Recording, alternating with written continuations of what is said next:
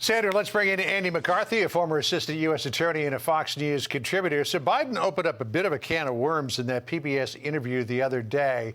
When asked about the documents by Judy Woodruff, he said this.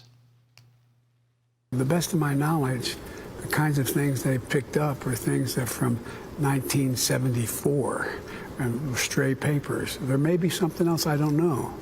1974, he was a freshman senator. And it raises the question, what in the world was a freshman senator doing taking home classified documents?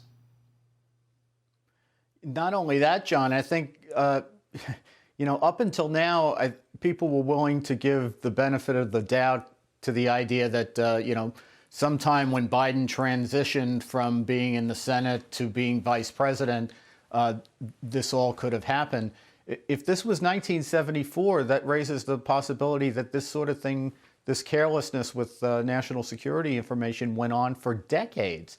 And the other thing I frankly don't understand is when the White House has been pressed on this, and when Biden himself has been pressed by Peter Doocy and others about this, what he said is that he's basically kept ignorant of what the contents of the documents are on the advice of his lawyers. So I'm frankly surprised for him to say something that indicates not only that he knows the substance of the documents, but that expands the breadth of what this problem may be, that to the point where it goes back for decades.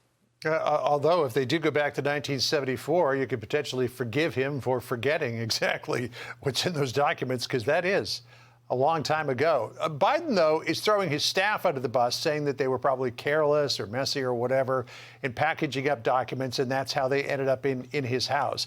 This idea of blaming others for what happened really stands in sharp contrast with what Mike Pence is saying about it. And we should point out that Mike Pence's home, as we speak, is being searched by the FBI to see if there are any more classified documents there.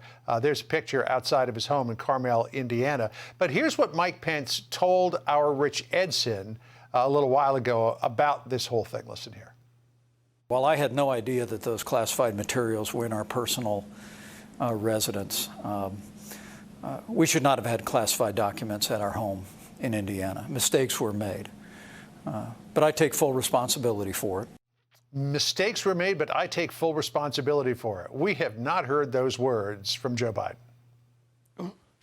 No, well, we hadn't heard mistakes were made since the Clinton days. I guess you'll remember that well better than I will, John. But, look, whatever happened to the buck stops here, right?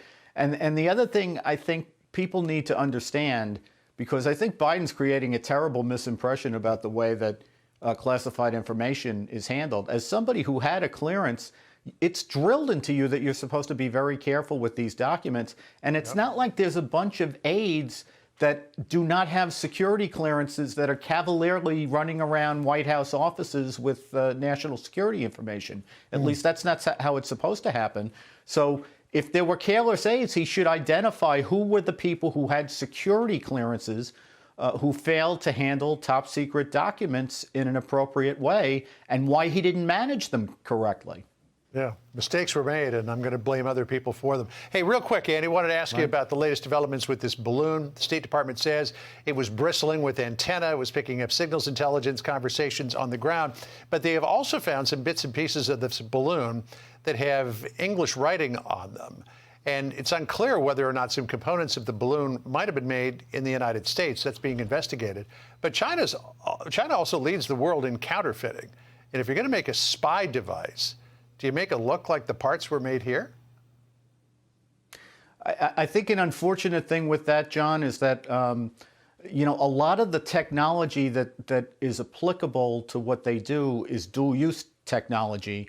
And we have so much trade with China that it's almost the size of the defense budget. We have about $153 billion in just the American side of that trade in the last year. So it's not hard for them to get components. And I don't know if they didn't expect their balloon to be shot down, whether they'd go through the trouble of disguising where the stuff came from. It's going to be very difficult to sanction these things at this point. Yeah, these other balloons, I guess, that had allegedly floated up, they were never discovered, let alone shot down. So I guess they're probably 5-1 at the moment. Andy, good to talk to you. Thank you. Appreciate it. Thanks, John. I'm Steve Doocy. I'm Brian Kilmeade. And I'm Ainsley Earhart. And click here to subscribe to the Fox News YouTube page to catch our hottest interviews and most compelling analysis.